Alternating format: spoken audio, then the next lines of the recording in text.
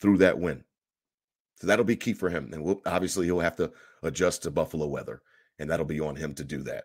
Now, pick 185, Christian Benford from Villanova, smaller school. I like this pick because, again, you're stacking on to a need. You can never have enough cornerbacks in this league. You can never have enough wide receivers. It's just the way that the league is working and the way that it's trending. It's a passing league. You've got to be able to throw the ball, so you'll need receivers to catch it, and you've got to be able to defend the pass. Now, Bills defensively have been so good against the pass these last few years that we've kind of been spoiled by our all-pro safeties, our all-pro corner. It's important to add on to your strengths. You don't just rest on your laurels. You got to make sure that you add on to your strengths. So Levi Wallace is gone. In comes Kaiir Elam. You've got Dane Jackson to compete. You've got other guys to compete. You've got the inside taken care of with Teron Johnson. It's important to add to depth. Christian Benford is a good corner. I know he's played at a smaller school, Villanova. They don't play the best competition, and I understand that. But this guy can flat out play. I think he can push for a roster spot. I don't think he's one of the typical late round guys, day 3 guys that's not going to ever see the field. I think he'll have a shot in training camp, and I like his chances to make the roster. Now, you might have to work up the roster. You might have to work hard to make it, but might have to start out even on the practice squad possibly. I don't know. But I do know that he's got an opportunity to make the 53. I feel good about him at the end of the draft. So I like that pick. I don't know too much about pick 209, Luke Tenuta from VT. That's another, just a swing position, and make sure that you add depth on depth. You can never have enough tackles as well. So we get him in there. And then we round out the draft, pick number 231, linebacker, Balin Spector from Clemson. I've seen him a few times during their run because Clemson's always on TV. So the 2022 NFL draft worked out for the Bills, in my opinion. I think that Brandon Beane did another good job. I think that he understands value. I think he always has. And for those that want to knock him for hopping up to get Elam, you can do that if you want to. I'd rather get the player that he wanted as opposed to not getting the player that he wanted and waiting and maybe reaching for a guy that didn't have the value at round 1. Now, you can poo-poo and say that he's lying about the fact that that was his last guy. And I know that all the general managers and coaches come out after the draft, and this guy was the number 1 guy on our board. And I understand the jargon and the coach speak and the general manager speak that goes along with that.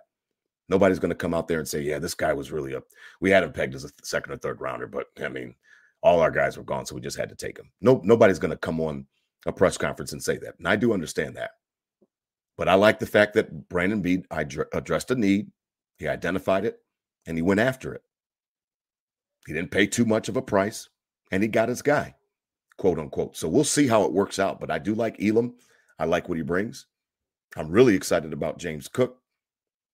I'd like to see what he brings out of the backfield, catching the ball, linebacker matchup. That looks like it could be in the Bills' favor going forward for the offense. So it'll be really interesting seeing how he fits in with the offense, and I'm sure he's going to push Devin Singletary and Zach Moss. Competition is great, especially around the summertime. Practices are long. It's hot. Competition. Grown men fighting for their careers, literally. And it brings out the best in everybody. Competition is what breeds success. Iron sharpens iron. So I expect the running back room to get better. I expect the offensive line room to get better. We know the defensive line room is going to get better. The addition of Von Miller, nobody has a choice but to raise their game. That's what happens when you have Hall of Famers that step into your building. They raise the level. Ask the Bucs. Tom Brady comes down there and he raises the level. I know we hate Tom Brady, but he raises the level. He raised the level down there in Tampa Bay. Everybody's a little bit more accountable. Everybody makes sure that they're not late to work. Everybody makes sure that they're not the first person to leave.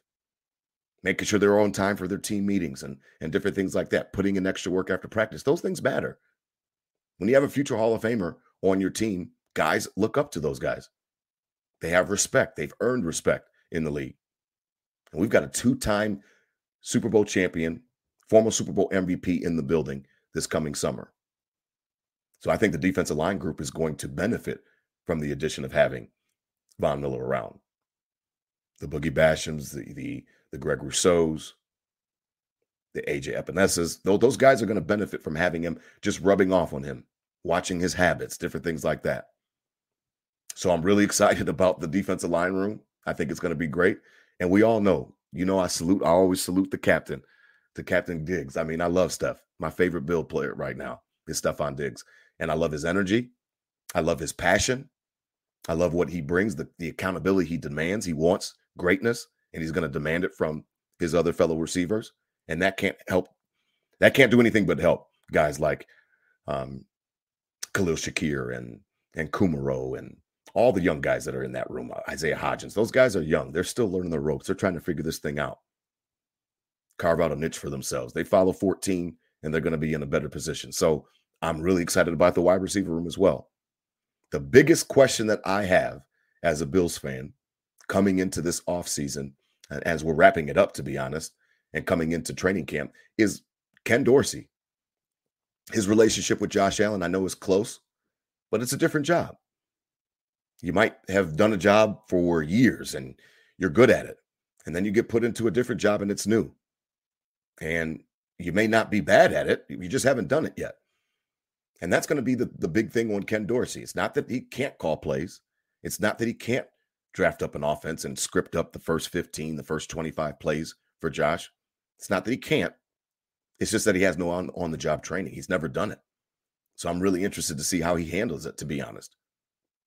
Now, Josh could be OC-proof. That would be really cool if he is. But every quarterback needs help.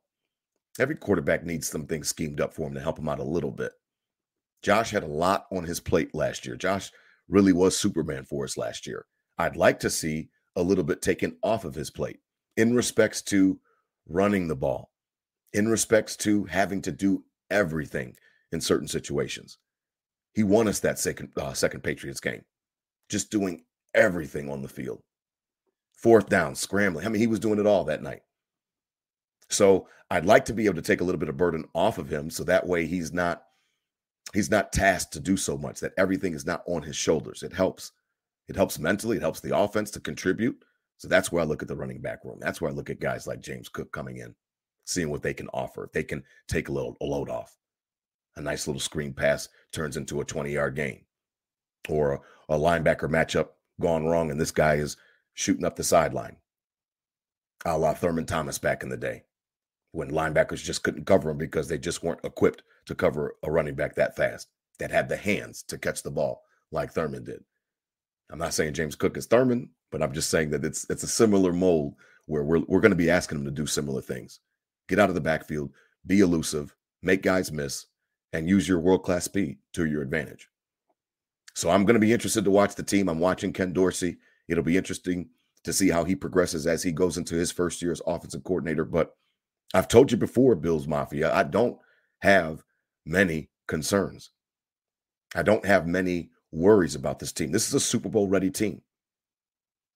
The roster is constructed, and all we did was augment that with the draft this last week. So it'll be interesting to see how it all shakes out. I can't wait for the schedule release. The schedule release is one of my favorite days as a season ticket holder all the way down here in Charlotte. The schedule release is literally how I plan my fall and winter. When are we going home? What days? All that type of stuff. Making plans with the family, different things like that back up in Buff. So I can't wait for schedule release. I know that we got a leak yesterday with week 2. It was interesting that the Bills did not necessarily specify that it was the home opener.